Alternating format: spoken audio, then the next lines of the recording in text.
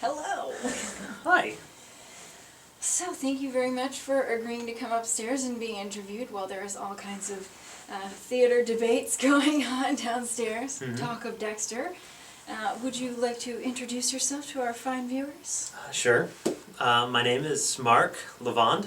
I am a first year student in the PhD program here at Widener University, and that's probably about it for the introduction. Alright, well, excellent introduction, good sir. So what got you interested in the program? Why did you decide to come and study?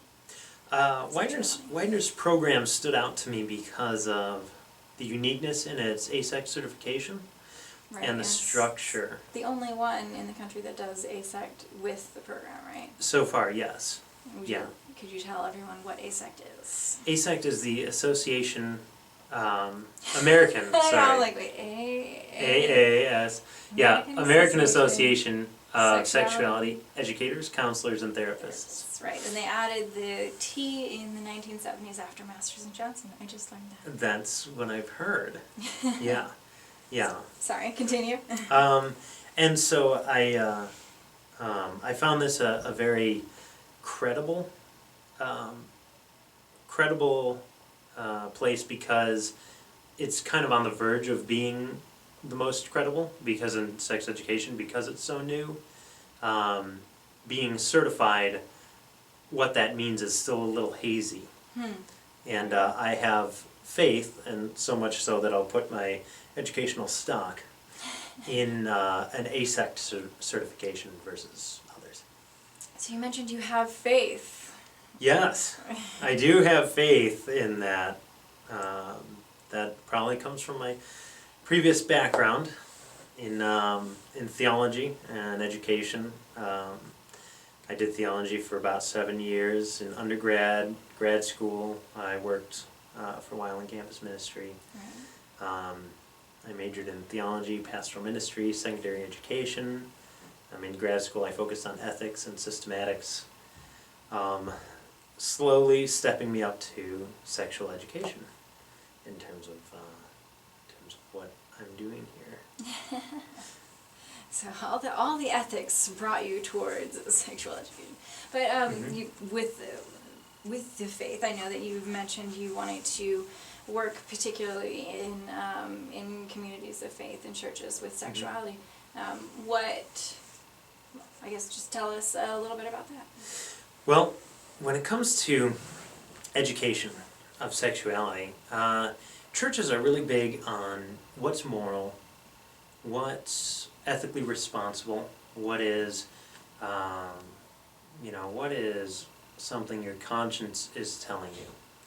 And when it comes down to it, it's ethically irresponsible to not educate our fellow humans about sexuality. To withhold information is actually, the way moral theology works particularly, is the old way used to be see, judge, act. Okay. It's now a little more of a complicated process than just see, judge, act, but a lot of people still see it that way. So they're looking at the old way, and you want to represent the new way. No, the new way is, people still work. It has to do with like seeing what your options are and then researching them, abiding to your conscience, abiding by your conscience. And in Catholic theology, that's kind of a very, very important thing, is your conscience. Mm-hmm. If your conscience says that you need to stand up to some injustice here or there that violates a church law or a civil law, then your conscience should not be violated. And also, another important aspect is a well-informed conscience. Right. And it's not a safe place to navigate with a conscience that is not well-informed. Yeah, it makes perfect sense to me, yeah.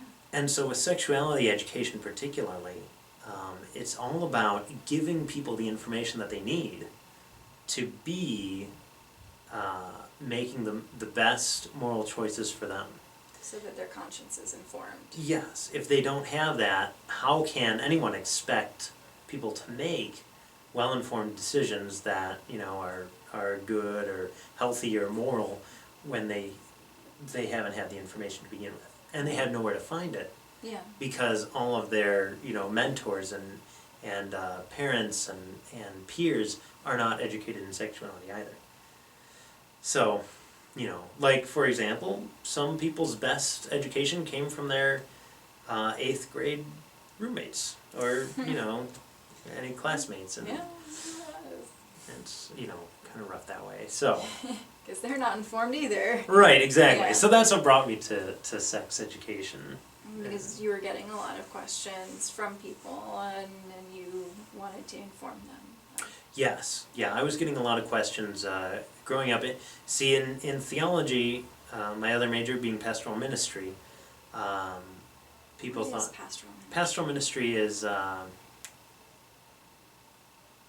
it's basically like human services with a theological spin on it. That's cool. So like God's social work. God's social work, exactly like God's social work.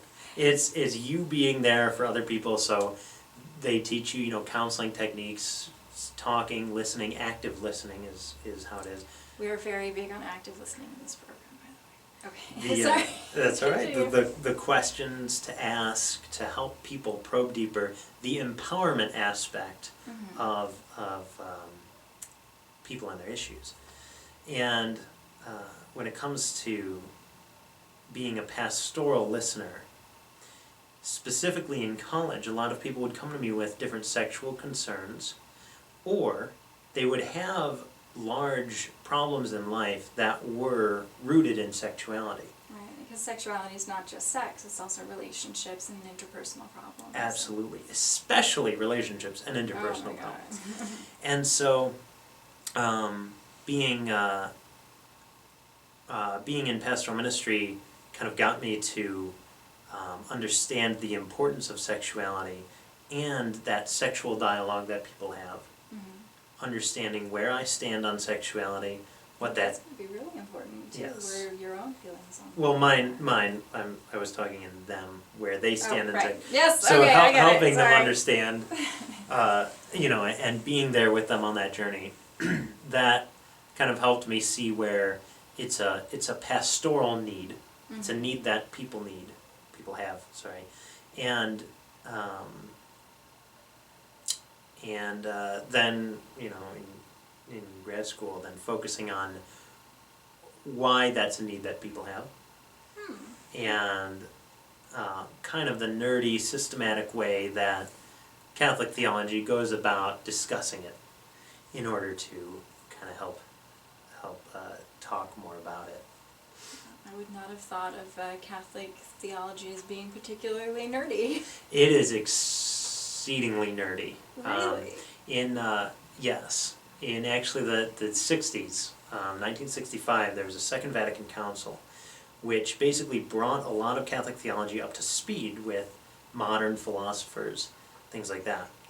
Descartes, for example, I think therefore I am. Right.